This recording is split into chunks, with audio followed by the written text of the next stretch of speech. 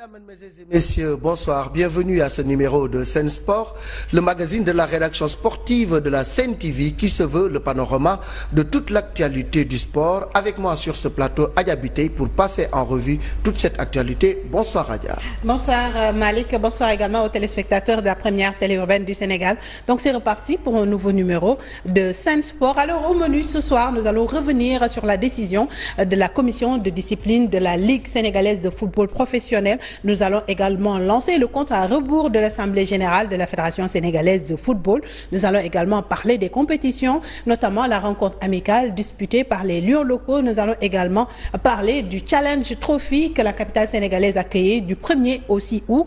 Nous allons également revenir largement sur l'Assemblée générale de l'Association nationale de la presse sportive. Nous allons également parler des arts martiaux, mais également de l'attraction de l'info sportive. Il s'agit de Bolt qui est recalé à la 3e place lors qui porte désormais le numéro 10 du Paris Saint-Germain. Et voilà donc l'actualité est bouclée au Sénégal, en Afrique et dans le monde. Avec nous sur ce plateau, Monsieur Djibril Wade, président de NGB, par ailleurs vice-président de la Ligue sénégalaise de football professionnel. Président, bonsoir et bienvenue dans nos nouveaux locaux et sur le plateau de Sen TV. Bonsoir Malik, bonsoir Adja, bonsoir aux téléspectateurs de Sen TV. Et félicitations au directeur général de Sen TV et à l'ensemble du personnel pour ce accueil chaleureux dans vos nouveaux locaux, des locaux splendides. Et ce qu'on souhaite, c'est que ces locaux-là puissent amener d'autres locaux. Yàlla may leen yeneen locaux yu gën a kawe. Gën a baax, yàlla na ko yàlla fol. Amine, merci président pour Amine pour ces prières.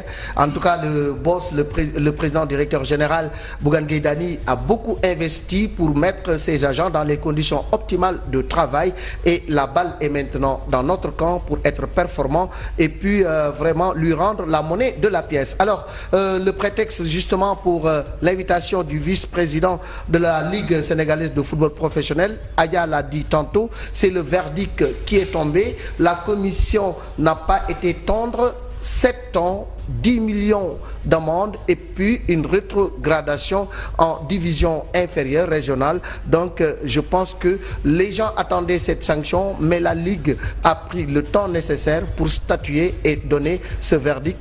D'aucuns jugent que c'est lourd, d'autres disent que c'est mérité. Votre commentaire par rapport à ce qui s'est passé? Oui, bon, mon commentaire c'est un peu difficile quand même en tant que premier vice-président de la Ligue sénégalaise de football professionnel. Si tant est, on sait que cette ligue-là a choisi une commission indépendante composée de juristes, de magistrats, de personnes qui fréquentent le football depuis un certain temps. Nous avons confié un rôle. Il appartient de nous juger, de juger nos actes, nous, les actes de nos joueurs, de nos dirigeants, de nos sportifs et de nos supporters. Ça a été difficile quand même, aussi difficile pour les Mbourois qui ont perdu 8 personnes. Aussi difficile pour les Wakamois, parce que quand même des dirigeants qui ont investi, qui ont beaucoup investi dans ce football-là, qui se trouvent devant une situation comme ça, c'est difficile pour eux. Et ça aussi, en tant que président d'un club, un club aussi populaire que Wakam, et nous avons eu à traverser ces moments-là, mais il n'y avait pas de mort. Donc aujourd'hui, je ressens ce que aujourd'hui le président de Wakam est en train de vivre, ça va être extrêmement difficile. Mais ce que Salou Sam est en train de vivre aussi est plus difficile. Que l'on soit du côté de Mbour comme du côté de Wakam, la situation est extrêmement difficile. Une commission a tranché, le verdict il est sorti, la procédure suit son cours, Wakam a la possibilité de faire appel. Je pense qu'aujourd'hui c'est là où on peut s'en tenir. Donc on laisse le temps aux juges du sport de faire leur boulot. La décision n'a pas été facile à prendre, mais il fallait trancher à ce banza sur des rapports produits par des officiels qui ont été désignés par la Ligue sénégalaise de football professionnel. C'est les organisateurs du match, c'est les délégués de match, c'est les arbitres, c'est les policiers. C'est ce qui ont eu à suivre ce match-là. Bon, la commission aussi a eu à faire ses propres investigations. À eux, bon, ils sont indépendants. Je pense qu'ils ont pris le temps qu'il faut. Et je pense que quand même le temps n'a pas été trop long. Le temps n'a pas été court, le temps n'a pas été aussi trop long. Et je pense que le verdict est sorti. C'est un verdict sportif et ça aussi, je pense qu'il faut l'accepter. Il fallait également prendre des mesures. N'est-ce pas une sanction trop lourde? Bon, je ne peux pas juger, je ne peux pas quantifier, c'est pas mon travail aujourd'hui quand même. 7 ans quand même pour un club qui a eu un peu des paysans qui ont investi. C'est dur. Quel que soit Alpha. Bon, même si c'était 3 ans, la rétrogradation était quand même un peu inévitable. Je pense que c'est ça. Parce que quand même si on te suspend 2 ans, tu ne peux pas rester en Ligue professionnel. Revenu directement en Ligue. Voilà, on te regarde en automatique. En National 2, en National 3. Bon, il appartient quand même aux juges du sport de décider. Mais quand même, quand on est du côté de Ouakam, c'est un peu lourd, quand même, parce que quand même, surtout quand on est un président comme Aziz, comme moi, comme les autres, les clubs-là, ça repose sur certaines personnes qui ont investi beaucoup d'argent. Aujourd'hui, ils ont beaucoup perdu. Mais aussi, autant ils ont perdu, autant aussi, Mbour, le stade de Mbour a perdu des hommes. Ouais. C'est des humains. Leurs parents ne les retrouveront plus. La Ligue a perdu son image, la Ligue a aussi beaucoup perdu. Aujourd'hui, pour rattraper ce retard-là, ça va être extrêmement difficile. Bon, pour dire en résumé, tout le monde a perdu dans cette affaire-là. Personne ne gagne. Mais il fallait prendre une décision, il fallait sévir pour que plus jamais ceci ne se reproduise. Parce que quand même, les faits sont assez graves. 9 morts, 300 blessés, c'est quand même assez lourd. Effectivement, prendre une décision, essayer de rebondir de bon pied, essayer de prendre l'exemple de l'Angleterre, de faire en sorte que ces choses-là ne se reproduisent plus, que tous les Sénégalais soient fair-play. Et nous avons l'habitude de le dire, on n'est pas sportif, mais on le devient. Et je pense qu'avec le temps, on pourra pacifier nos stades, pacifier nos locaux et pacifier le sport sénégalais dans son ensemble. Et c'est ça le challenge véritablement, parce que la violence n'a pas de place dans un stade de football, surtout quand on dénombre des morts et des blessés. C'est vraiment dommage. Lourd pour Ouakam, on compatit, pour Mbour également, qui a perdu ses fils et qui a eu beaucoup de morts. Donc c'est vous dire que voilà, ainsi va la vie. Il fallait sévir, il fallait situer les responsabilités et prendre des décisions. La sanction sportive est tombée, mais il y a également la sanction judiciaire qui est en cours. On ne peut pas parler d'un dossier en suspens devant la justice, mais Dame Justice est en train de faire son travail. Il y a des arrestations et des interpellations. Vous avez été auditionné au niveau de la Ligue. Beaucoup de gens ont été auditionnés. Ça veut dire que la justice également est en train de faire son travail. Nous avons été auditionnés, le président de la Ligue, le premier vice-président de la Ligue, le président de la commission des finances, le trésorier, non pas le trésorier, le directeur sportif de la Ligue, certains membres qui ont eu à travailler au niveau des guichets et même Modou Niass qui assure la garde de la tribune d'honneur. Tous ces gens-là ont été auditionnés. Bon, on nous a entendus pour information, nous avons dit ce que nous devions dire. Bon, maintenant, on attend que Dame Justice fasse son travail.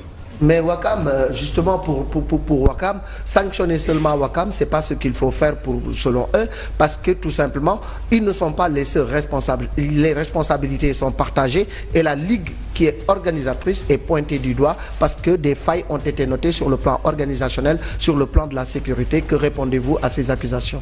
Bon, il faut se poser la question pourquoi des failles ont été notées. De toute façon, c'est notre 11e organisation de finale. Nous avons organisé 2 finales de championnat. Aller-retour contre Djaraf. Et je crois que ça aussi, c'est des maçons du football. Avec sa popularité, le Djaraf, c'était plein. Casa Sport a joué contre le Djaraf en Coupe de la Ligue. On a organisé de très grandes finales ici. Et ces finales-là, le stade était très plein. Et aujourd'hui, ce que nous avons fait, je crois que nous l'avons fait, qu'il y ait des erreurs, qu'il n'y ait pas des erreurs, nous estimons faire ce que nous avions fait, parce que quand même nous avons eu à tenir 2 ou 3 réunions. Nous avions tenu une réunion le lundi avec les clubs, les présidents de clubs, et nous avons délimité une zone rouge, ce qui a été fait, les clubs l'ont entendu. Le lundi suivant, on a eu à convoquer les présidents de clubs, les présidents de supporters, les capitaines des clubs, pour leur dire le dispositif qui a été arrêté, et ils ont accepté et ils ont adhéré. Après, on a eu à tenir une réunion technique le jour de match. La première réunion du jeudi, c'est moi qui l'ai présidée. La deuxième réunion, je n'étais pas là-bas. Je crois que c'était le jour où se tenait l'Assemblée générale de la Ligue régionale de Dakar. Je n'étais pas là-bas. La réunion technique aussi, je ne l'ai pas présidée. Bon, ce qui s'est passé, on avait respecté la ligne rouge. Tout était bien. On a eu à innover, à éviter les troupes d'Andarabine de Ouakam, des troupes folkloriques de Mbour pour animer, égayer les gens, montrer aux supporters que ça, c'est un jeu. Et c'était une fête aussi. Et nous avons parlé avec les 2 présidents qui étaient tous habillés en blanc. Et je crois que ça aussi c'était symbolique. Ce qui s'est passé, c'est après 105 minutes de jeu, tout était bien, tout était rose. Vraiment, il y avait une ambiance extraordinaire. Mais après juste le but, bon, après tout a tourné. Tout a basculé. Tout a basculé. Maintenant, une tribune, ça ne se voit jamais en Europe, où on sépare les gens, on laisse une distance de 30 mètres. Dans tous les stades, c'est plein. Les supporters sont là, même dans la lutte. C'est des choses qui ne se passent pas comme ça. Donc aujourd'hui, ce qui est fait est fait. Il y en a qui ont franchi cette ligne rouge-là qui ne devait pas être franchie. Et je me rappelle, lors de l'ouverture du stade de l'Amitié, les Chinois qui l'avaient construit, je crois que c'était vers les années 85-86. Il n'y avait pas de barrières, les petites barrières là. Les Chinois l'avaient fait comme ça. On nous avait dit qu'il faut qu'on mette les barrières pour que les gens ne puissent pas sauter. Les Chinois ont dit que chez nous, si on met une rouge, personne ne le traverse. Ils sont disciplinés. Et voilà donc. Et puis donc Adja, du côté de Ouakam, vraiment on n'est pas d'accord sur la décision qui a été prise par la commission de discipline et le président est monté au créneau.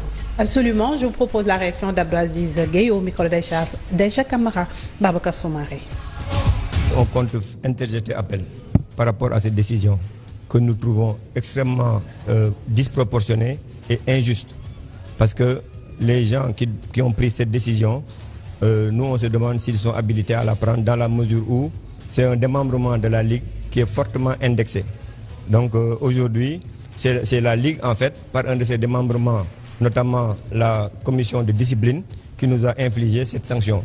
C'est pour ça qu'on se pose la question de savoir si demain, est-ce qu'il est opportun de nous faire diriger par un président de club. Parce que un président de club qui est en même temps président de la Ligue ou président de la fédération, aujourd'hui, dans des cas comme ça, qu'est-ce qu'il y a lieu de faire? On ne dirige pas avec du sang, on ne dirige pas avec des morts. Nous, pendant tout ce temps, on a accepté la volonté divine. On a essayé de ne pas trop communiquer. Et malheureusement, à chaque fois qu'il y a des dirigeants qui sortent, ils essayent d'influencer l'opinion, ils essayent d'influencer l'instruction juridique, l'instruction qui est en train d'être menée par la police, l'instruction qui est en train d'être menée par le comité de discipline. Voilà, Ouakam va interjeter appel, Ouakam indexe la commission de discipline qui, semble-t-il, n'est pas très habilitée à donner cette décision.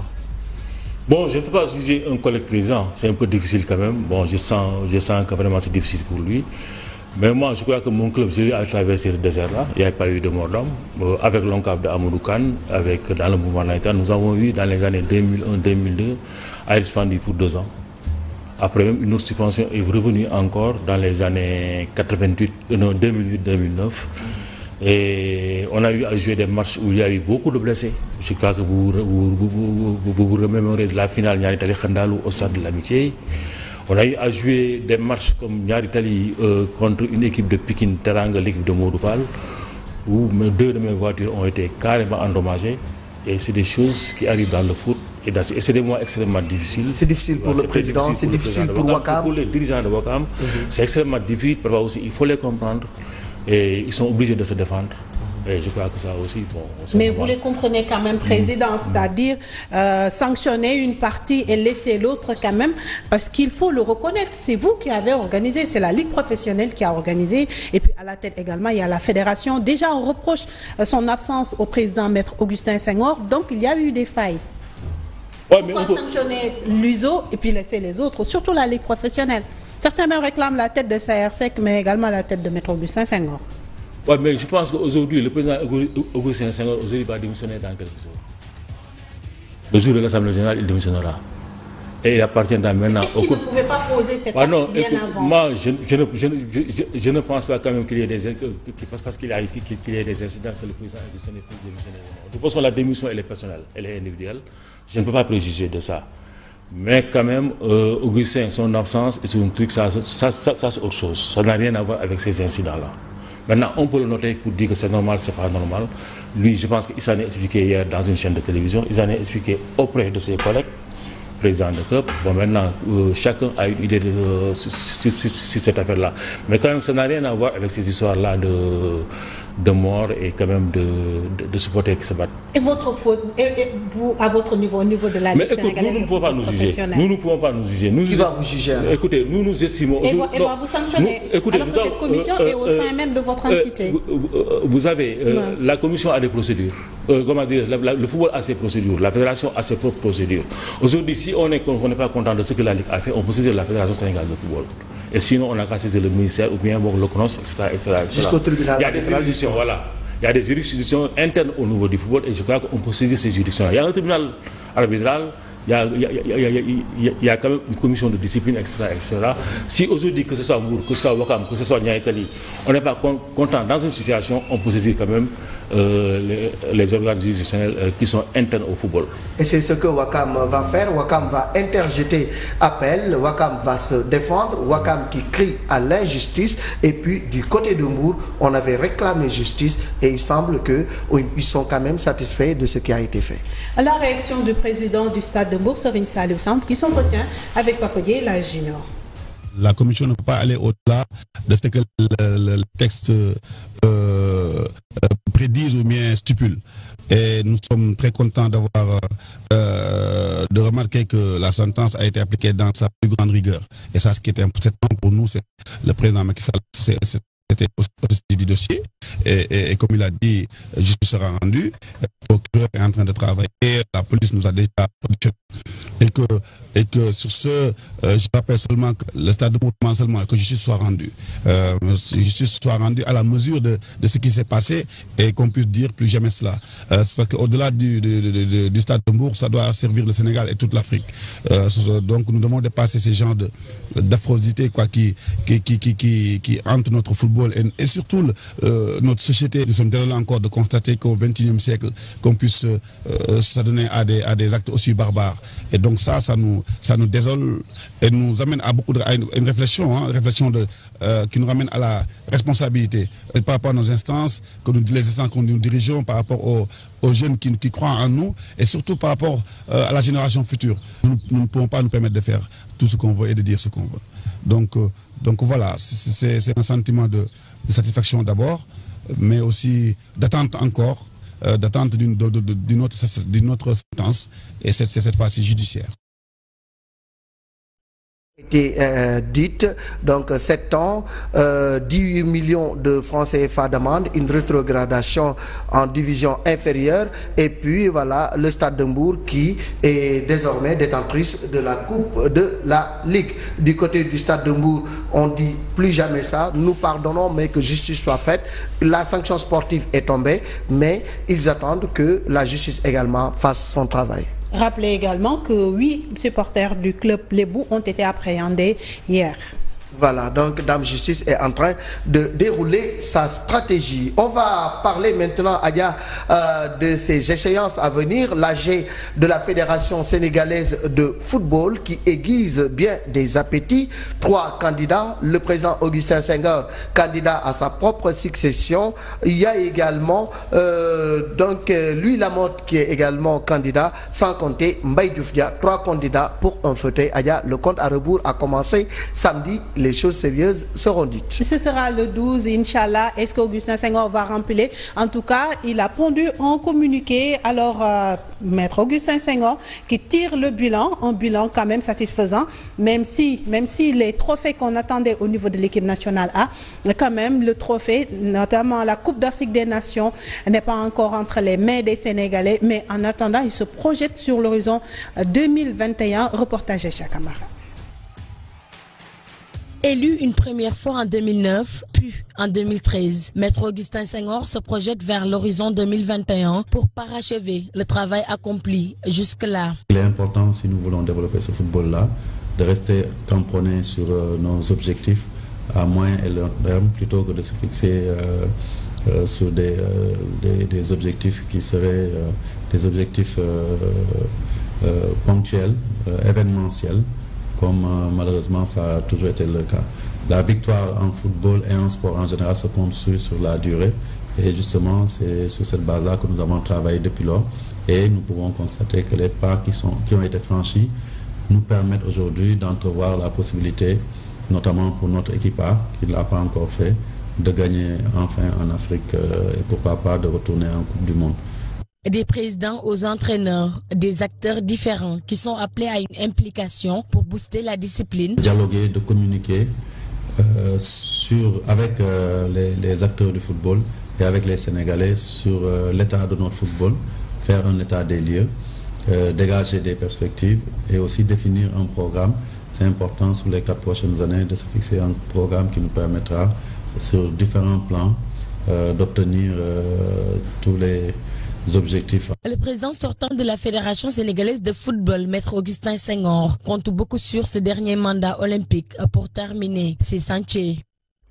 Voilà, le président Augustin Senghor qui veut rempiler pour terminer ses chantiers. 8 ans déjà à la tête de la Fédération sénégalaise de football. Qu'on dise 8 ans, c'est suffisant. D'autres pensent que c'est pas suffisant. On peut lui laisser le temps de terminer son chantier. En tout cas, il sera candidat à sa propre succession. Votre commentaire sur la candidature d'Augustin? On lui déroule le tapis rouge d'ici 2021. Bon, mais écoute, je n'ai pas de point de vue par rapport à la candidature d'Augustin. Je pense qu'aujourd'hui, pour moi, le football, quand même, on a besoin du temps pour être dirigeant de football. Et on a aussi besoin du temps de temps pour travailler. Autant dans un terrain de football, on a besoin de jeunes, autant on a besoin d'expérimenter quand même comme dirigeant de football. Je crois que ça aussi, donc je crois qu'il est libre et les textes lui permettent d'être candidat à sa propre succession. Mais est-ce que mais trois mandats quand même c'est trop, ça frise même si c'était en démocratie quand même, on l'aurait pas accepté. 3 mandats, n'est-ce pas le mandat de trop quand même. Surtout on a noté qu'il y a eu, c'est vrai, il y a eu des acquis comme il l'a mentionné, mais il y a énormément de manquements parce qu'on attendait peut-être le football sénégalais pas à ce niveau. Oui, mais il faut savoir quand même que quand même on prenait ce football-là, juste après le CNF, le football était complètement à terre. Maintenant, qu'on le veuille ou non, il y a eu des avancées. Quand même, mais Augustin a eu la chance quand même de tomber sur des dirigeants quand même compréhensibles qui l'ont entouré. Ils n'ont posé aucun problème pendant 8 ans. Et je pense aussi ces gens-là aussi ont travaillé au niveau de leur club. Parce que les gens aussi ont travaillé au niveau de leur club. Et ils ont quand même très bien travaillé au niveau de leur club. Maintenant, 8 ans, on a eu quand même à relever ce football-là, ça il faut le reconnaître. Et c'est des choses quand même que nous partageons ensemble avec Augustin. Maintenant, qu'il doit faire 8 ans ou 12 ans, c'est à lui de savoir. Et maintenant, le reste, la balle est dans le cadre de l'Assemblée générale qui décidera si c'est 8 ans c'est suffisant ou c'est pas suffisant. Un autre candidat, Mbaye Diouf Dia. Une nouvelle approche s'impose. Vous êtes d'accord qu'une nouvelle approche s'impose? Normalement, oui. Bon, dans ce pays-là, aujourd'hui, être candidat 3 fois, quand même, ça commence à s'éclipser. Bon, le débat a été posé en politique et c'est la société civile qui l'a posé dans la politique. Et je crois qu'aujourd'hui, ça pourrait quand même être valable aussi dans le sport et dans les autres domaines. Moi, je veux parler plus dans la gestion du football parce que maintenant, le football est devenu un sport business. C'est un facteur de développement. Maintenant, est-ce qu'une nouvelle approche ne s'impose pas à présent? Évidemment, une nouvelle approche s'impose. Aujourd'hui, bon, j'ai entendu les 3 candidats quand même. Mais sur ce qu'on nous propose, je reste sur ma faim. Aujourd'hui, j'aurais voulu qu'on nous propose quel type de club sénégalais il nous faut. Parce que quand même, le football sénégalais, on est en train de partir, mais on ne sait pas encore quel type de club il nous faut. Et là aussi, le débat ne s'est pas encore posé. Il faut quand même poser ce débat-là. Parce qu'il y a des clubs, ouais, il y a des noms, mais quand même, il y a des spécificités de clubs quand même qui sont un peu dépassés. Et on n'ose pas poser le problème sur ça. Est-ce que c'est les centres de formation qu'il nous faut? Je ne le pense pas. Il nous faut quand même voir d'autres formes. Les gens parlent de clubs de ville, il y a beaucoup de pistes qui sont... Voilà. Donc je crois que ce débat va être posé. Ensuite, il y a un autre débat aussi qu'il faut oser poser dans ce pays-là. Et c'est la place du mouvement national dans l'eschiquier du football sénégalais. On nous a confié un football, c'est nous qui devons gérer tout le football, surtout l'étendue du territoire national. Quelle place pour le mouvement national? Nous avons donné une place au mouvement national que nous ne contrôlons pas. Et dans ce moment-là, il commence à avoir des problèmes de ONCAV, de ODCAV, etc. aujourd'hui. Et nous n'avons pas notre mot à dire. Et même aujourd'hui, Augustin était obligé pour négocier à aller à l'AG de l'ONCAV pour montrer que c'est à Morokan. Mais aujourd'hui, les problèmes de l'ONCAV ne sont pas posés au niveau de la fédération ni au niveau des ligues. Ça aussi, il faut poser les débats et oser poser ces débats-là.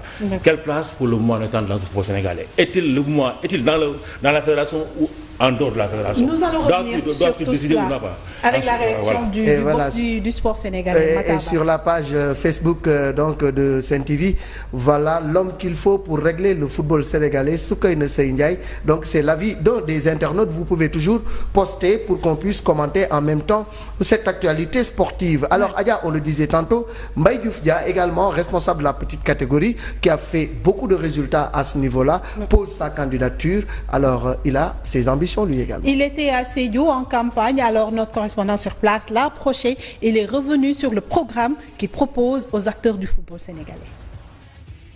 À quelques jours seulement de la tenue de l'Assemblée générale élective de la Fédération sénégalaise de football prévue ce samedi, la campagne se poursuit à Sédhiou où il a rencontré en fin de semaine la Ligue régionale de football. Le candidat Mbaye Diouf Dia, président de Mbour Petite Côte, a déploré l'absence d'accompagnement des clubs avant de s'engager à les affranchir s'il est élu de toutes les difficultés inhérentes aux problèmes de subvention et de transport.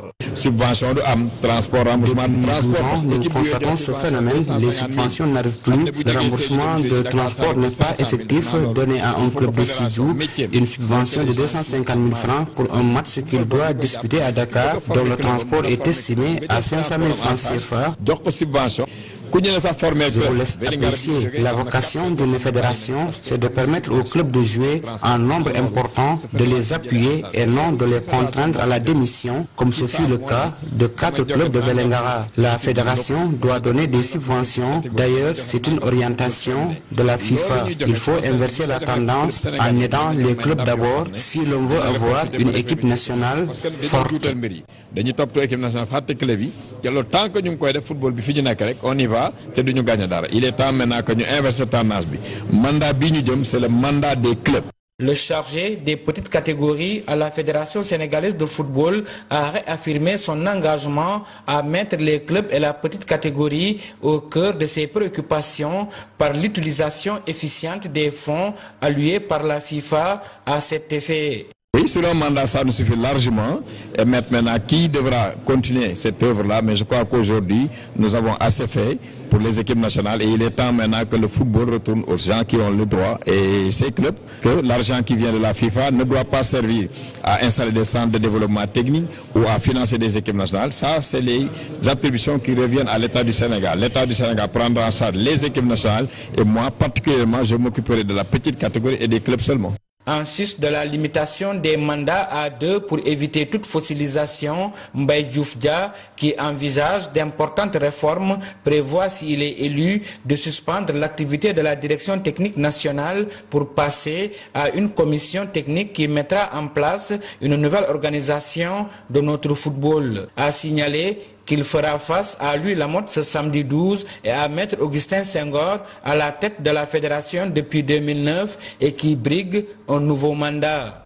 Et voilà donc le président Mbaye Diouf Dia qui affiche ses ambitions et puis l'argent au club et puis fortifier les clubs sénégalais. loolu moom dafa ne d'accord naa ci ak moom. waaw parce que ci mandat yi yëpp yi gën a penché wu mooy équipe nationale A. dama yaakaar ne équipe nationale A mooy li gën a yomb gérer ci àddina parce que lu pare la ba pare da ngay bàyyi mu déroulé rek. mais dooleel club yi. waaw mais dooleel club yi dafa ne loolu mooy football bi. bu ñu waxee football loolu moo tax ñuy wax loolu moo tax ñuy football mooy li ma waxoon. mooy li nga waxoon sànq. mooy li ma waxoon sànq. et je pense que tey bu fekkee ne am na président bu mën a réussir ci loolu la war a réussir et débat aussi foofu la ñu ko war a accès parce que football bi fii. quel club mënuñu nekk fii di football rek pour étranger mel ni ñun bëgg ñu seetaan loo xam ne baax na. bu samedi dimanche jotee ñoo xool championnat Europe championnat Côte d'Ivoire championnat fin championnat te ñun suñu championnat bi ñoo ko mën a dooleel. mais mënuñu aussi li ñu am yëpp. yóbbu ko ci ñoo xam ne am nañu ba pare mu mel ni dañuy yokk jàll. Mais président, et les centres d'excellence mentionnés par Maître Augustin Senghor, on l'a vu, vraiment le centre technique Jules-François Bocandé en ce moment, où l'équipe nationale locale est en regroupement. Donc c'est un acquis où également le beach soccer, d'autres également disciplines, d'autres démembrements du football sont pris en compte là-bas. Alors, et les centres d'excellence, parce que Maître Augustin Senghor également a insisté sur cela, l'érection d'infrastructures. Non, on est d'accord sur ça. Si aujourd'hui on peut avoir un centre d'excellence dans chaque région, ou bien sur 2 régions on est un centre d'excellence, je pense que ça va être une excellente chose. Bon, maintenant, mais aussi les clubs, parce que dans tous ces pays-là qui nous entourent, à la fin de chaque année, les clubs vraiment sont subventionnés, soit par la fédération, soit par la ligue professionnelle. Et il faut aider à la ligue professionnelle à avoir de l'argent. Aujourd'hui, par exemple, un sponsor Orange, en signant avec la fédération, on devait inclure la Ligue sénégalaise de football professionnel et même pousser Orange à augmenter sa subvention au niveau des clubs. Et je crois qu'aujourd'hui, il faut signer avec l'équipe nationale. On doit poser une condition, sinon quand même, de signer avec la Ligue professionnelle d'abord. Et par rapport maintenant à l'attribut plutôt au soutien de la FIFA, mais également de la CAF. On l'a noté maintenant, désormais plusieurs millions va revenir au président. Bon, je ne sais pas encore cette somme d'argent-là. Je ne l'ai pas encore estimé. En comité directeur, on ne sait pas encore c'est combien. De toute façon, il y a de l'argent comptant qui va venir. Mais je crois qu'aujourd'hui, ce qu'il faut faire aujourd'hui, c'est quand même pousser les clubs à aller devant. Et je crois que c'est ce qui est important.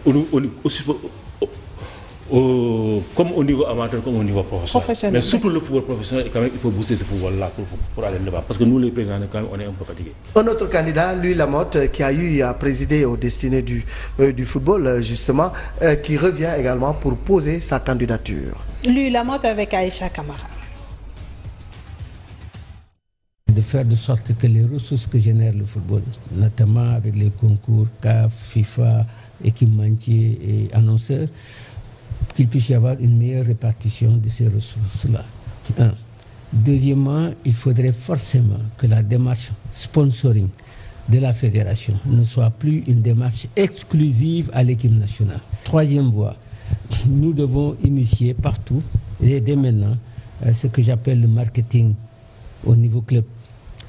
Les clubs doivent pouvoir entreprendre des actions en vue de se procurer des ressources additionnelles. C'est beaucoup de charges et en face, il n'y a pratiquement aucune ressource garantie.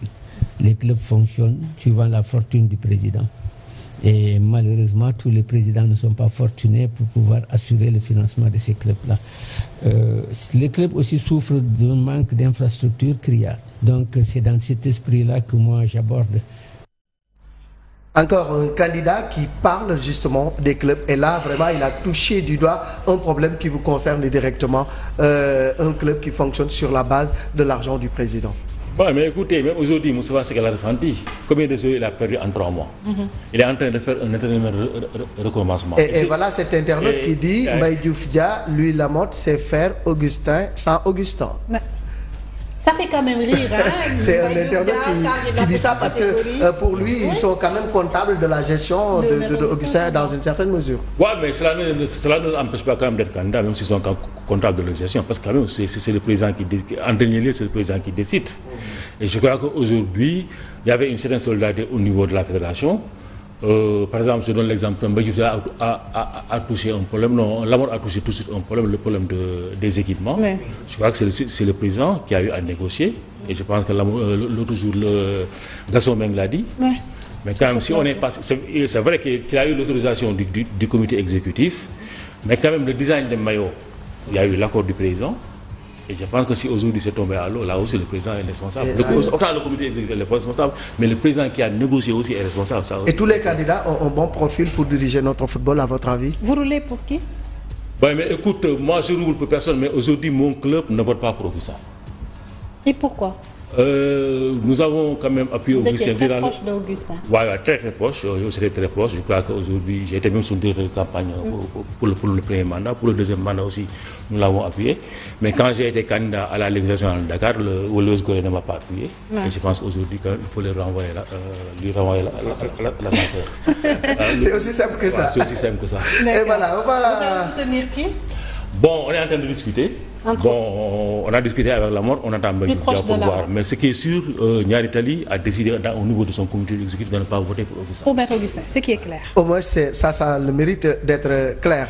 Alors, 3 candidats pour un fauteuil pour diriger le football sénégalais. Maître Augustin Senghor pour un 3e mandat. Mbaye Diouf Dia pour un mandat. Et puis, Louis Lamotte également qui pose sa candidature. Et puis, dès samedi, on connaîtra qui sera le nouveau boss de la Fédération sénégalaise de football. On va parler de CHAN 2018 à Dia. Oui, en attendant le renouvellement des instances au niveau de la Fédération sénégalaise de football, la compétition, elle se poursuit et nous allons revenir tout à l'heure avec Younoussa Baldé Tidiane Diop sur cette rencontre amicale entre le Sénégal et le Mali. Lors du dernier galop d'entraînement des Lionceaux avant le match Sénégal-Mali, version équipe locale, Moustapha Seck avait dit qu'il n'aimait pas le terme match amical. Eh bien, Sénégal-Mali au stade Alassane Djigo était une rencontre de très haut niveau. C'était deux équipes presque de même valeur, en termes de qualité technique aussi. Même sur le plan tactique, on a vu deux grandes équipes qui occupaient rationnellement le terrain et qui pratiquement terminaient souvent certaines actions, certaines séquences offensives à des actions de but. C'était véritablement un sparring partner, un test grandeur nature. Je pense qu'aujourd'hui, il y a eu de très belles séquences. Durant la première période, il n'y avait rien à mettre sous la dent. Certes, le match était rythmé, technique, bref, plaisant à voir, mais il n'y avait pas beaucoup d'occasions. En première période, quoi qu'on puisse dire, il y a eu quand même beaucoup d'hésitation. Donc, est-ce qu'il fallait centrer? Est-ce qu'il fallait faire un tir? On va revenir là-dessus. Si vous avez vu le match passé, on était par moments un peu faible défensivement. Mais avec l'arrivée de Mohamed, je pense qu'il a apporté encore un peu plus de tonus au niveau de la défense. Il a fallu attendre le retour des vestiaires, précisément la 50e minute, pour voir les Maliens ouvrir le score par l'intermédiaire de Moussa Sissoko. Et il s'agit pour nous maintenant, techniciens, d'aller tirer les enseignements de cette rencontre pour essayer d'aborder nos adversaires directs de part et d'autre. Mais le salut pour les Lionceaux vient du banc de touche. Entré en cours de jeu, Amadou Erasme Badiane égalise pour le Sénégal sur un centre bien mené par Mamadou El Fadel Bari qui du reste a étalé toute sa classe durant cette rencontre. Dans un match de football, on peut avoir un pourcentage beaucoup plus élevé dans la possession et être mené au score. Mais quand on est mené, cela va sans dire qu'il faudra jouer pour essayer de...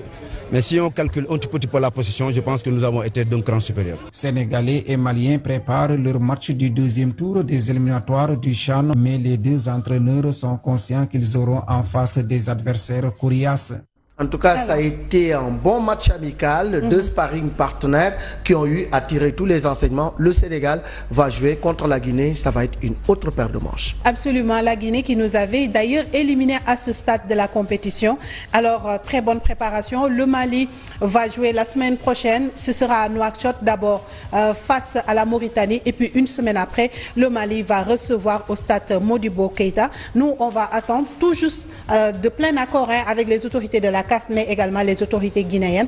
Tout juste après l'Assemblée générale, le Sénégal va recevoir avant de se déplacer également une semaine après. Ce sera au stade du 28 septembre. Ça va être dur. Oui, ça va être dur pour nous, d'autant plus que les Guinéens viennent de terminer le championnat.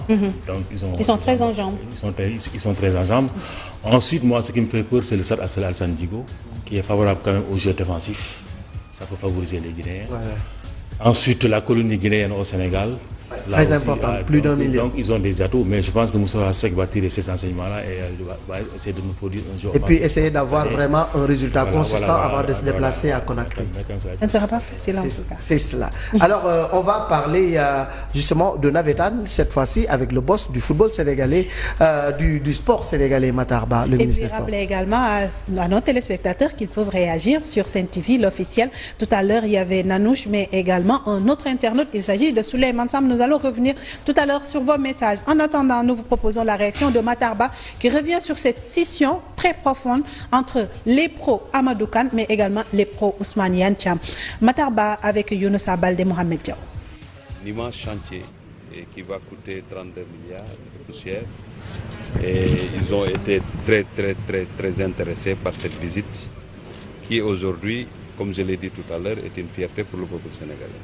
Ce que je peux dire, c'est que la lutte nous a honorés. On vient de rentrer de la francophonie, des Jeux de la francophonie, et que la lutte, nous avons surclassé, en tout cas les pays de la francophonie. Et aujourd'hui, nous visitons l'arène nationale, ce qui montre effectivement que l'État du Sénégal, le président Macky Sall, a compris les signaux lancés par la lutte. C'est pourquoi nous sommes là et avec beaucoup de fierté. Les délais seront respectés parce qu'ils nous ont parlé de juillet 2018. Au plus tard, en tout cas, durant le mois d'août, l'arène sera normalement inaugurée par son excellence le président Macky Sall. Voilà, en 2018, l'arène sera inaugurée par le président de la République. Les travaux avancent à grands pas. On va toujours rester avec le boss du sport, toujours pour parler de lutte. Cette fois-ci, c'est pour parler de Navetan, parce que tout à l'heure, il parlait de lutte. Et puis avant de parler de Navetan, peut-être rester un peu sur la lutte pour dire qu'aujourd'hui, le ministre des Sports a rencontré le promoteur Pape Abdou Fall et également Hassan Ndiaye en présence du président du CNG et de d'autres personnalités du monde du sport, et ils ont arrondi les angles. Finalement, le combat Lac de Guerre numéro 2 Modulo aura lieu le 29 octobre et puis le combat Ama Baldé Papa Sow le 19 novembre. Donc c'est vous dire que les angles ont été arrondis. Le stade Demba Diop sera fonctionnel le 29 novembre. Notez et retenez. Papa Sow, donc qu'est-ce que je dis, Lac de Guerre Modulo et puis le 19 novembre. Donc on va assister au duel entre Papa Sow et Ama Baldé, voilà, je me perds un peu dans mon truc. Alors on va. C'est le spécialiste de la lutte. Et c'est le spécial de la lutte qui se perd dans la lutte. C'est la réaction de Matarba également. Mais c'est un imprévu qui est là, qui va être géré avec beaucoup de sérénité. Et je profite de l'occasion pour remercier l'ensemble des acteurs du sport, surtout les promoteurs de lutte, qui sont des privés, qui ont investi beaucoup d'argent et qui gèrent la question avec beaucoup de sérénité. Non, la saison, c'est nous qui la prolongeons. Ça ne devait pas aller jusqu'au 15 août. On l'a prolongé jusqu'au 15 août, on peut l'amener jusqu'à fin octobre. Quel est le problème? Le problème ne se pose pas en réalité. Le problème aujourd'hui, c'est comment faire pour sortir Pape Abdou Fall, Hassan et tous ceux qui ont injecté beaucoup de millions, les lutteurs qui se sont préparés pendant presque une année. Comment faire pour les accompagner? Parce que l'État n'abandonne pas ses citoyens. Et voilà, l'État n'abandonne pas ces situations. Je vous rappelle qu'une solution a été trouvée. Lac de Guerre Modulo le 29 octobre, le 19 novembre, Ama Baldé, Papa Sow. Donc voilà, aux amateurs de lutte, les dates sont calées et claires maintenant. On va parler de Challenge Trophy, cette fois-ci c'est de handball. Handball, c'est pour revenir sur ce tournoi que la capitale sénégalaise a accueilli du 1er au 6 août avec un parcours quand même assez exceptionnel des Lionceaux, même s'ils n'ont pas pris la première place malheureusement pour aller représenter l'Afrique sur le plan mondial, mais ils ont terminé sur le podium. Alors retour sur le parcours des protégés de Pape Mohamed Ibn Sarr avec Nanko Bakayoko Mohamed Diaw. Le Sénégal, pays hôte, avait raté son entrée en lice au Challenge Trophy continental de la Fédération internationale de handball. Les U20 s'inclinent devant la République démocratique du Congo 23-20 chez les garçons. C'était mardi dernier au stadium Amadou Barry de Guédiawaye. Une défaite qui a mis les Lionceaux sous pression et les a contraints à battre le Madagascar le lendemain lors de sa deuxième sortie. Chose faite, le Sénégal gagne le Madagascar 33-25 et se relance dans le groupe A. Après cette victoire, le Sénégal compte le même nombre de points que le Rwanda, son adversaire pour la troisième journée du groupe. Une affiche pour une qualification en demi-finale. Le Sénégal ne tremble pas et domine le Rwanda sur le score de 37-33 et hérite du Bénin qui brise le rêve des protégés de Pape Ibn Mohamed Sarr. Le Bénin élimine ainsi le Sénégal sur le score de 28-26. Le coach des Lionceaux dénonce à l'occasion des fraudes sur l'âge et tire sur l'arbitrage. Pour ce match-là, on avait élaboré un plan de jeu pour contrer les Béninois. Et là, je serais obligé de dire une chose que j'ai l'habitude de dire. Il faut que l'organisation de cette compétition nous amène des arbitres à la hauteur des joueurs. Parce que ce que nous ont amené ici, là, c'est des arbitres. C'est des arbitres qui habitent presque dans la même zone. Ils nous ont donné ces arbitres-là. Et ils n'ont pas le niveau de cette compétition-là. Peut-être que je serai sanctionné. Mais la Confédération africaine de handball n'est pas du tout sérieuse. On laisse cette compétition, c'est pour les jeunes. Il y a des gens qui trichent, on le sait, tout le monde le sait. Mais personne ne réagit. C'est une fraude organisée. Je sais, moi je le dis. Et nous savons bien que, comme le Bénin, la RDC, comme d'autres pays, ils n'ont pas amené des jeunes. mais on ferme les yeux. Finalement, le Sénégal ne décroche que la médaille de bronze en battant le Mozambique pour la 3e place sur le score de 29-26. Au final, la République démocratique du Congo chez les hommes et le Bénin chez les dames sont sacrés. Ils vont représenter le handball africain chez les moins de 20 ans au Challenge Trophy mondial.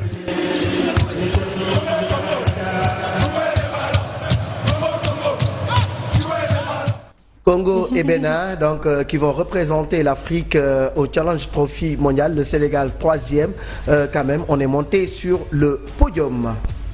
Et puis la réaction toujours de Pape Ibn Mohamed Sarr qui revient toujours sur cette fraude parce que voilà, c'était vraiment flagrant.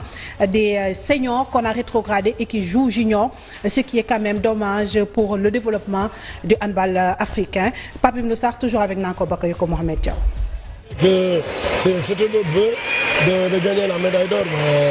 Je félicite tout le monde, les joueurs, l'encadrement, mes collègues entraîneurs et de même que toute la fédération sénégalaise de handball qui n'ont ménagé aucun effort pour nous mettre dans de bonnes conditions pour qu'on puisse atteindre nos objectifs. Néanmoins, on ne peut pas cracher sur la médaille de bronze vu le contexte et vu nos prestations. Donc on a manqué peu de chance pour atteindre l'objectif, mais pour ce match-ci, on s'est fait beaucoup plus peur que d'habitude. Franchement, à un moment, le match était trop compliqué pour nous. Mais heureusement, les jeunes ont su réagir comme il le fallait pour éviter les mêmes erreurs du premier match et de la demi-finale. Quel bilan tirez-vous de ce challenge? En sortie de la compétition, c'est vrai. L'objectif, c'était d'avoir la médaille d'or. Puisqu'on a la médaille de bronze, c'est vrai qu'il y a un sentiment de déception. Mais néanmoins, au-delà de ce sentiment-là, je suis un peu satisfait en général des jeunes, parce qu'ils sont bien battus. Mais on a manqué beaucoup de choses, mais il faudra tirer les enseignements par rapport aux futures échéances qui se profilent en 2018. Parce que bon nombre d'effectifs, environ 70% de l'effectif va passer en catégorie supérieure. Donc c'est dans notre travail qu'on doit faire au niveau de tous les clubs du Sénégal pour pouvoir former notre groupe en si peu de temps, en quelque sorte. Et voilà le sempiternel problème de la fraude sur l'âge en Afrique. Voilà le coach sénégalais dénonce là. Malheureusement, c'est des pratiques à bannir parce que c'est pas bon pour le développement de notre sport. Oui, ça pose un problème de l'état civil en Afrique. Tant que ce n'est pas informatisé, on aura toujours ces mêmes problèmes-là. Parce qu'aujourd'hui, quand on sort avec une maîtrise en droit ou en truc à l'âge de 30 ans pour entrer dans la fonction publique, avoir plus de 30 ans, les gens ont tendance à diminuer leur âge et pour pouvoir rentrer dans la fonction publique. Et ce n'est pas seulement dans le football et dans le sport. Hein. C'était un peu partout dans ce pays-là. Mais aujourd'hui, quand même, le Sénégal a fait des progrès en informatisant certains états civils. Et je crois que d'ici 10 ans, ce phénomène-là va disparaître. Et puis, Adia, on va progresser pour parler de l'AG, de l'Association nationale de la presse sportive, qui a un nouveau patron.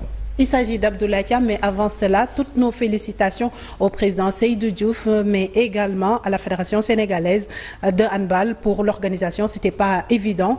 En l'espace de 2 mois, ils ont quand même tenu ce pari, organisé ce tournoi ici même à Dakar. En tout cas, bravo. Et puis nous allons passer à l'Association nationale de la presse sportive avec notre nouveau président. Il s'agit d'Abdoulaye Thiam, une assemblée générale qui s'est tenue ce week-end. C'était ce samedi au stade Léopold Sédar Senghor. Retour sur tout cela avec des Hadi Diouf, Bassirou Faye.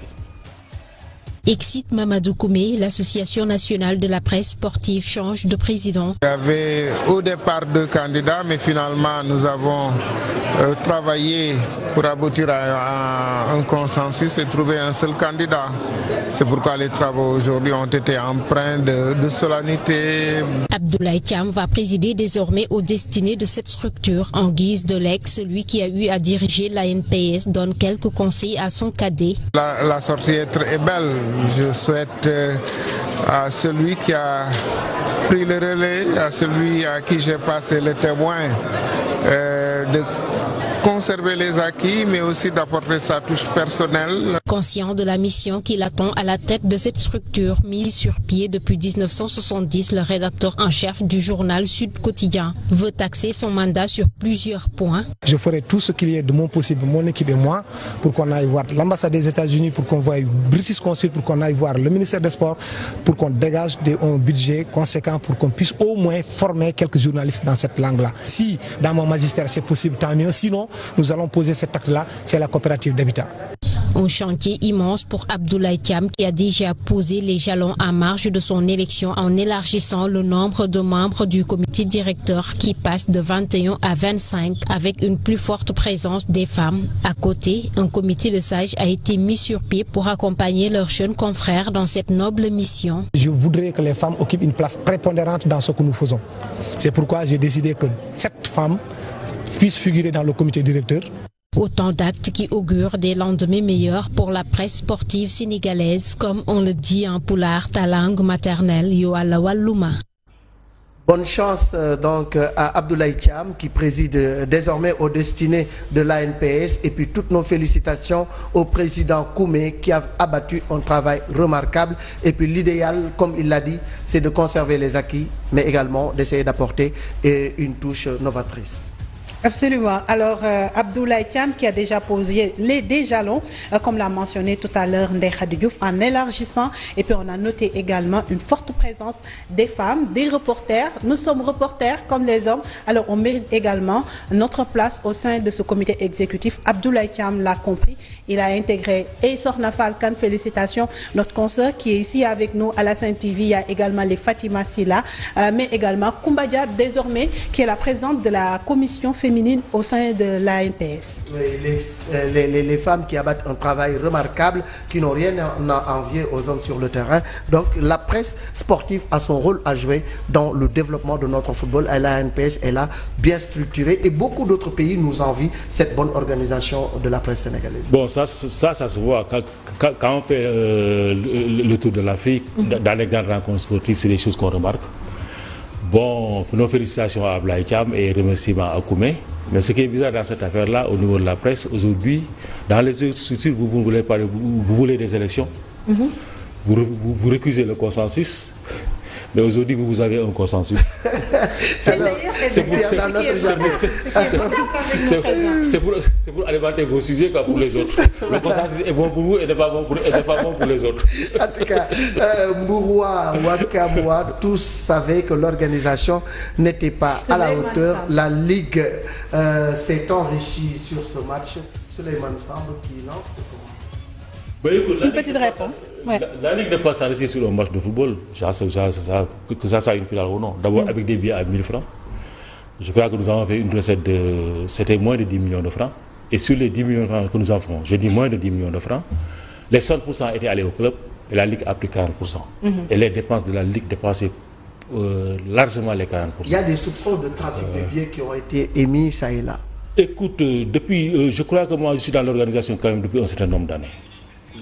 J'ai eu à faire des remarques, mais cette fois-ci, et je crois que depuis Djaraf contre Casasport en Coupe de la Ligue, il y a eu des soupçons de trafic de billets. Et c'est à ce moment-là que moi j'avais demandé quand même de ne plus organiser des finales de Ligue. Parce que quand même, j'ai été un peu ciblé, parce que j'avais la présidence de cette organisation-là. J'avais demandé aux gens quand même de marquer parce que ces choses-là. Et je crois que c'était moi, c'était Konaté, c'était Malick Thiam. Depuis toutes ces finales-là, pratiquement, nous, on n'était pas en vue. Mais pour cette finale-là, pour le dire, depuis que Ousmane Diané Sarr a pris cette affaire-là avec Shamsdine, quand même, les choses sont, je crois que les choses sont passées normalement. Et j'ai eu l'expérience de ça. J'ai eu à être président de zone de Netan, etc. En général, la tribune de découverte, quand elle est pleine, c'est la moitié qui paye. D'accord. Alors, Adia, on va progresser encore pour parler de Koumé, un doyen qui véritablement a fait un parcours du combattant avant d'arriver à ce stade-là. Véritable sportif dans l'âme, journaliste également de par sa formation, sa plume. Avec les clubs, les présidents de clubs, et nous avons délimité une zone rouge, ce qui a été fait, les clubs l'ont entendu. Le lundi suivant, on a eu à convoquer les présidents de clubs, les présidents de supporters, les capitaines des clubs pour leur dire le dispositif qui a été arrêté et ils ont accepté et ils ont adhéré. Après, on a eu à tenir une réunion technique le jour de match. La première réunion du jeudi, c'est moi qui l'ai présidée. La deuxième réunion, Je n'étais pas là-bas, je crois que c'était le jour où se tenait l'Assemblée générale de la Ligue régionale de Dakar. Je n'étais pas là-bas, la réunion technique aussi, je ne l'ai pas présidée. Bon, ce qui s'est passé, on avait respecté la ligne rouge, tout était bien. On a même eu à innover, à éviter les troupes d'Andarabin de Wakam, des troupes folkloriques de Mbour pour animer et égayer les gens, montrer aux supporters que ça c'est un jeu. Et c'était une fête aussi. Et nous avons parlé avec les deux présidents qui étaient tous habillés en blanc. Et je crois que ça aussi c'était symbolique. Ce qui s'est passé, c'est après 105 minutes de jeu, tout était bien, tout était rose. Vraiment, il y avait une ambiance extraordinaire. Mais après juste le but, bon, après tout a tourné. Tout a basculé. Tout a basculé. Maintenant, une tribune, ça ne se voit jamais en Europe, où on sépare les gens, on laisse une distance de 30 mètres. Dans tous les stades, c'est plein. Les supporters sont là, même dans la lutte. C'est des choses qui ne se passent pas comme ça. Donc aujourd'hui, ce qui est fait est fait. Il y en a qui ont franchi cette ligne qui ne devait pas être franchie. Et je me rappelle, lors de l'ouverture du stade de l'Amitié, les chinois qu'il avait construits, je crois que c'était vers les années 85-86. Il n'y avait pas de barrières, les petites barrières là. Les Chinois l'avaient fait comme ça. On nous avait dit qu'il faut qu'on mette les barrières pour que les gens ne puissent pas sauter. Les Chinois ont dit que chez nous, si on met une rouge, personne ne le traverse. Ils sont disciplinés. Et voilà donc. Et puis, donc, Adia, du côté de Wakam, vraiment, on n'est pas d'accord sur la décision qui a été prise par la commission de discipline et le président est monté au créneau. Absolument. Je vous propose la réaction d'Abdelaziz Gueye au micro d'Aïcha Camara, Babacar Soumaré. On compte interjeter appel par rapport à cette décision que nous trouvons extrêmement disproportionnée et injuste. Parce que les gens qui ont pris cette décision, nous on se demande s'ils sont habilités à la prendre dans la mesure où c'est un démembrement de la Ligue qui est fortement indexé. Donc aujourd'hui, c'est la Ligue en fait, par un de ses démembrements, notamment la commission de discipline, qui nous a infligé cette sanction. C'est pour ça qu'on se pose la question de savoir si demain, est-ce qu'il est opportun de nous faire diriger par un président de club. Parce que un président de club qui est en même temps président de la Ligue ou président de la fédération, aujourd'hui, dans des cas comme ça, qu'est-ce qu'il y a lieu de faire? On ne dirige pas avec du sang, on ne dirige pas avec des morts. Nous, pendant tout ce temps, on a accepté la volonté divine. On a essayé de ne pas trop communiquer. Et malheureusement, à chaque fois qu'il y a des dirigeants qui sortent, ils essayent d'influencer l'opinion, ils essayent d'influencer l'instruction juridique, l'instruction qui est en train d'être menée par la police, l'instruction qui est en train d'être menée par le comité de discipline. Voilà, Wakam va interjeter appel, Wakam indexe la commission de discipline qui, semble-t-il, n'est pas très habilité à donner cette décision. Bon, je ne peux pas juger un collègue président, c'est un peu difficile quand même. Bon, je sens que vraiment c'est difficile pour lui. Mais moi, je crois que mon club, j'ai eu à traverser ce désert-là. Il n'y a pas eu de mort d'homme. Avec l'ONCAV de Amadou Kane, dans le mouvement Naïta, nous avons eu dans les années 2001-2002 à être suspendu pour 2 ans.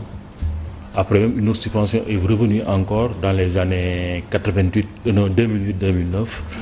Et on a eu à jouer des matchs où il y a eu beaucoup de blessés. Je crois que vous remémorez la finale Niaritali Khandalou au stade de l'Amitié.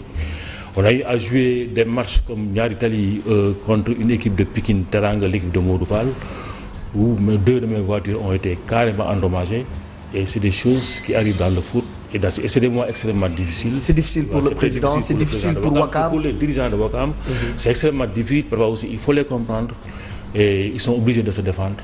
Et je crois que ça aussi... Bon, mais vous les comprenez quand même, président, c'est-à-dire sanctionner une partie et laisser l'autre quand même, parce qu'il faut le reconnaître. C'est vous qui avez organisé, c'est la Ligue professionnelle qui a organisé. Et puis à la tête également, il y a la fédération. Déjà, on reproche son absence au président Maître Augustin Senghor. Donc, il y a eu des failles. Ouais, pourquoi sanctionner l'USO et puis laisser les autres, surtout la Ligue professionnelle? Certains même réclament la tête de CRSEC, mais également la tête de Maître Augustin Senghor. Oui, mais je pense qu'aujourd'hui, le président Augustin Senghor va démissionner dans quelques jours. Le jour de l'Assemblée générale, il démissionnera. Et il appartiendra maintenant au... Est-ce qu'il ne pouvait pas posé cet acte bien avant. Moi, je ne pense pas quand même qu'il y ait des incidents que le président a démissionné. De toute façon, la démission, elle est personnelle, elle est individuelle. Je ne peux pas préjuger de ça. Mais quand même, Augustin, son absence et son truc, ça c'est autre chose. Ça n'a rien à voir avec ces incidents-là. Maintenant, on peut le noter pour dire que c'est normal, c'est pas normal. Lui, je pense qu'il s'en est expliqué hier dans une chaîne de télévision. Il s'en est expliqué auprès de ses collègues, présidents de club. Bon, maintenant, chacun a une idée sur cette affaire-là. Mais quand même, ça n'a rien à voir avec ces histoires-là de mort et quand même de supporters qui se battent. Et votre faute, vous, à votre niveau, au niveau de la Ligue sénégalaise, nous ne pouvons pas nous juger. Nous ne pouvons pas nous juger. Qui va vous juger? Écoutez, nous estimons... Et va vous sanctionner. Alors que cette commission est au sein même de votre entité. Vous avez... la commission a des procédures. Comment dire, le football a ses procédures. La fédération a ses propres procédures. Aujourd'hui, si on n'est pas content de ce que la Ligue a fait, on peut saisir la Fédération sénégalaise de football. Et sinon, on a qu'à saisir le ministère ou bien le CNOS, etc. Jusqu'au tribunal. Il y a des juridictions, voilà. Il y a des juridictions internes au niveau du football et je crois qu'on peut saisir ces juridictions. Il y a un tribunal arbitral, il y a quand même une commission de discipline, etc. Si aujourd'hui, que ce soit Mour, que ce soit Wakam, que ce soit Niaïtali, on n'est pas content dans une situation, on peut saisir quand même les organes juridictionnels qui sont internes au football. Et c'est ce que Wakam va faire. Wakam va interjeter appel, Wakam va se défendre, Wakam qui crie à l'injustice. Et puis du côté de Mour, on avait réclamé justice et il semble qu'ils sont quand même satisfaits de ce qui a été fait. La réaction du président du stade de Mour, Serigne Saliou Samb, qui s'entretient avec Papodié, la junior. La commission ne peut pas aller au-delà de ce que le texte prédise ou bien stipule. Et nous sommes très contents de remarquer que la sentence a été appliquée dans sa plus grande rigueur. Et ça, ce qui était important pour nous, c'est le président Macky Sall, c'était aussi du dossier. Et comme il a dit, justice sera rendue. Le procureur est en train de travailler. La police nous a déjà auditionné. Et que sur ce, je rappelle seulement que le stade de mouvement seulement que justice soit rendue. Justice soit rendue à la mesure de ce qui s'est passé et qu'on puisse dire plus jamais cela. C'est parce qu'au-delà du stade de Mbour, ça doit servir le Sénégal et toute l'Afrique. Donc nous devons dépasser ces genres d'affrosité qui entrent notre football et surtout notre société. Nous sommes désolés encore de constater qu'au XXIe siècle, qu'on puisse s'adonner à des actes aussi barbares. Et donc ça nous désole et nous amène à à une réflexion, qui nous ramène à la responsabilité par rapport à nos instances, les instances que nous dirigeons, par rapport aux jeunes qui croient en nous et surtout par rapport à la génération future. Nous ne pouvons pas nous permettre de faire tout ce qu'on veut et de dire ce qu'on veut. Donc voilà, c'est un sentiment de satisfaction d'abord, mais aussi d'attente encore, d'attente d'une autre sentence, et cette fois-ci judiciaire.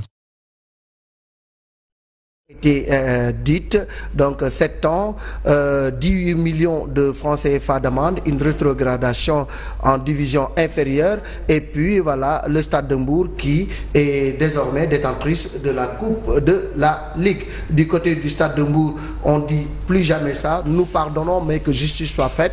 La sanction sportive est tombée, mais ils attendent que la justice également fasse son travail. Rappelez également que 8 supporters du club Lébou ont été appréhendés hier. Voilà, donc Dame Justice est en train de dérouler sa stratégie. On va parler maintenant, Aya, de ces échéances à venir. L'AG de la Fédération sénégalaise de football qui aiguise bien des appétits. 3 candidats. Le président Augustin Senghor, candidat à sa propre succession. Il y a également Louis Lamotte qui est également candidat, sans compter Mbaye Diouf Dia. 3 candidats pour un fauteuil. Aya, le compte à rebours a commencé samedi. Les choses sérieuses seront dites. Ce sera le 12, Inch'Allah. Est-ce qu'Augustin Senghor va remplir? En tout cas, il a pondu un communiqué. Alors, Maître Augustin Senghor qui tire le bilan, un bilan quand même satisfaisant, même si les trophées qu'on attendait au niveau de l'équipe nationale A, quand même le trophée, notamment la Coupe d'Afrique des Nations, n'est pas encore entre les mains des Sénégalais. Mais en attendant, il se projette sur l'horizon 2021. Reportage de Chakamara.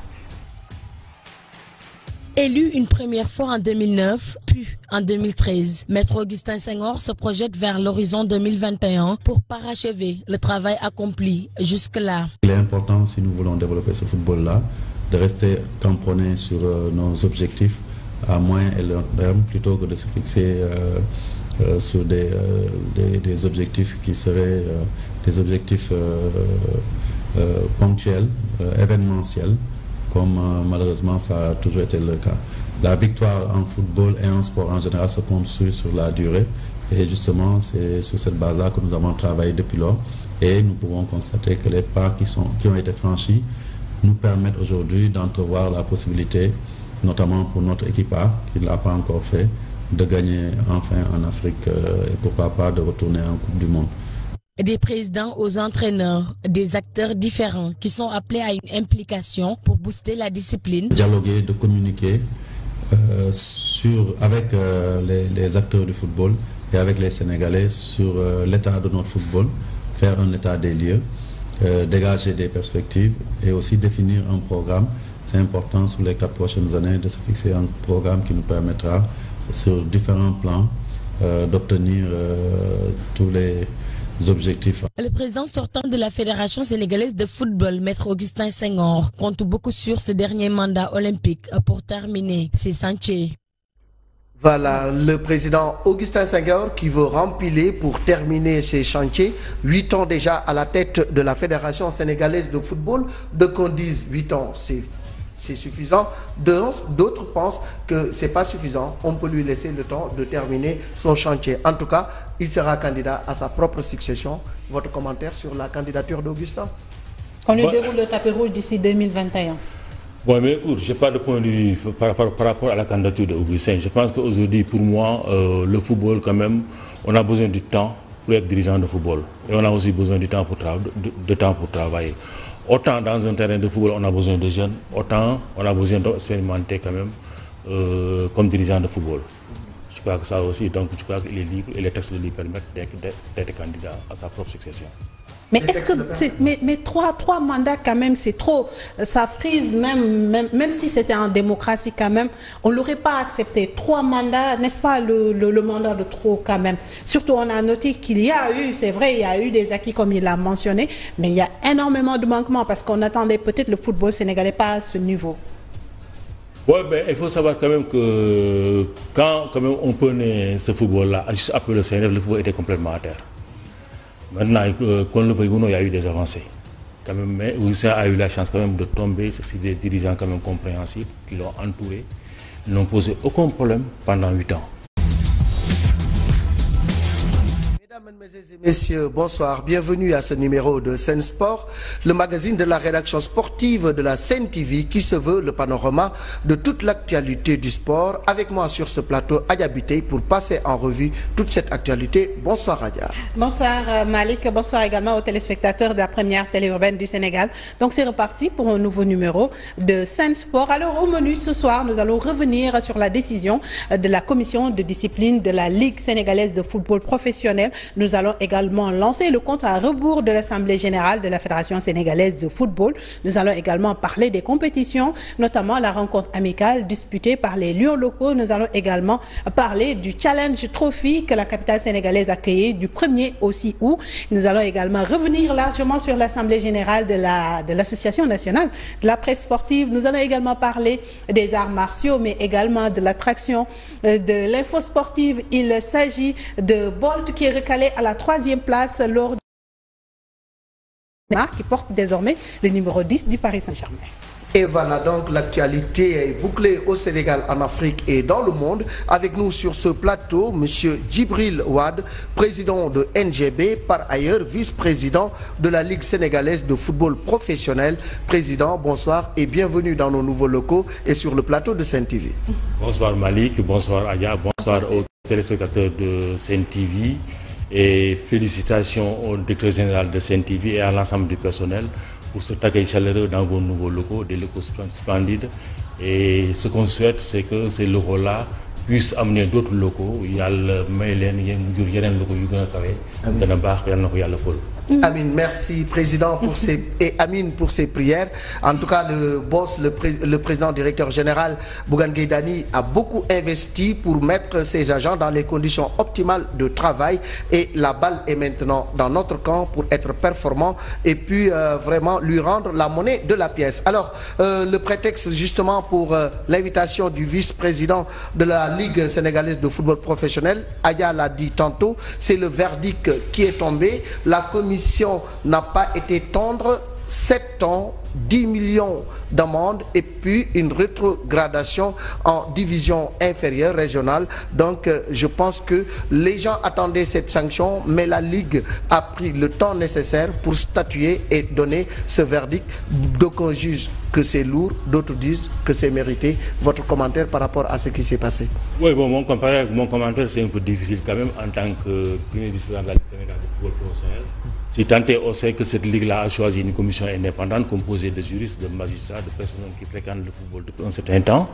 Nous avons confié un rôle. Il appartient de nous juger, de juger nos actes, nous, les actes de nos joueurs, de nos dirigeants, de nos sportifs et de nos supporters. Ça a été difficile quand même, aussi difficile pour les Mbourois qui ont perdu 8 personnes, aussi difficile pour les Wakamois parce que quand même des dirigeants qui ont investi, qui ont beaucoup investi dans ce football-là, qui se trouvent devant une situation comme ça, c'est difficile pour eux. Et ça aussi en tant que président d'un club, un club aussi populaire que Wakam, et nous avons eu à traverser ces moments-là, mais il n'y avait pas de mort. Donc aujourd'hui, je ressens ce que aujourd'hui le président de Wakam est en train de vivre, ça va être extrêmement difficile. Mais ce que Salih Sam est en train de vivre aussi est plus difficile. Que l'on soit du côté de Mbour comme du côté de Wakam, la situation est extrêmement difficile.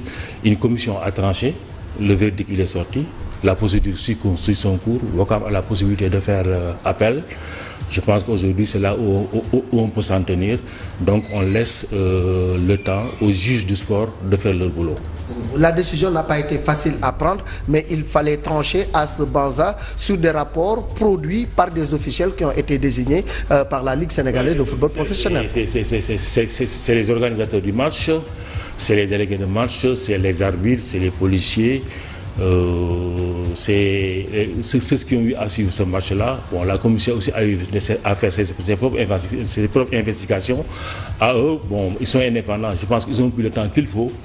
Et je pense que quand même le temps n'a pas été trop long. Le temps n'a pas été court, le temps n'a pas été aussi trop long.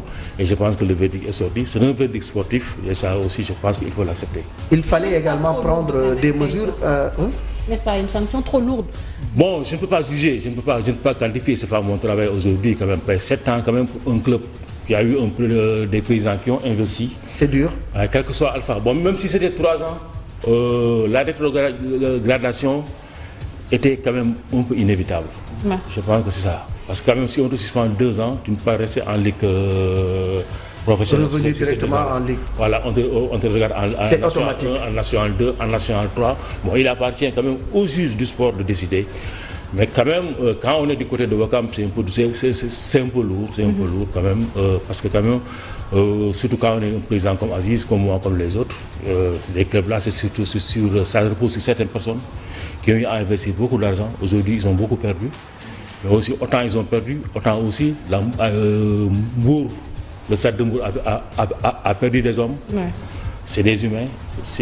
Leurs parents ne les retrouveront plus. La Ligue a perdu son image, la Ligue a aussi beaucoup perdu. Aujourd'hui, pour rattraper ce retard-là, ça va être extrêmement difficile. Bon, pour dire en résumé, tout le monde a perdu dans cette affaire-là. Personne ne gagne. Mais il fallait prendre une décision, il fallait sévir pour que plus jamais ceci ne se reproduise. Parce que quand même, les faits sont assez graves. 9 morts, 300 blessés, c'est quand même assez lourd. Effectivement, prendre une décision, essayer de rebondir de bon pied, essayer de prendre l'exemple de l'Angleterre, de faire en sorte que ces choses-là ne se reproduisent plus, que tous les Sénégalais soient fair play. Et nous avons l'habitude de le dire, on n'est pas sportif, mais on le devient. Et je pense qu'avec le temps, on pourra pacifier nos stades, pacifier nos locaux et pacifier le sport sénégalais dans son ensemble. Et c'est ça le challenge véritablement, parce que la violence n'a pas de place dans un stade de football, surtout quand on dénombre des morts et et des blessés. C'est vraiment dommage. Lourd pour Ouakam, on compatit. Pour Mbour également, qui a perdu ses fils et qui a eu beaucoup de morts. Donc c'est vous dire que voilà, ainsi va la vie. Il fallait sévir, il fallait situer les responsabilités et prendre des décisions. La décision, la sanction sportive est tombée, mais il y a également la sanction judiciaire qui est en cours. On ne peut pas parler d'un dossier en suspens devant la justice, mais Dame Justice est en train de faire son travail. Il y a des arrestations et des interpellations. Vous avez été auditionné au niveau de la Ligue. Beaucoup de gens ont été auditionnés. Ça veut dire que la justice également est en train de faire son travail. Nous avons été auditionnés, le président de la Ligue, le premier vice-président de la Ligue, le président de la commission des finances, le trésorier, non pas le trésorier, le directeur sportif de la Ligue, certains membres qui ont eu à travailler au niveau des guichets et même Modou Niass qui assure la garde de la tribune d'honneur. Tous ces gens-là ont été auditionnés. Bon, on nous a entendus pour information, nous avons dit ce que nous devions dire. Bon, maintenant, on attend que Dame Justice fasse son travail.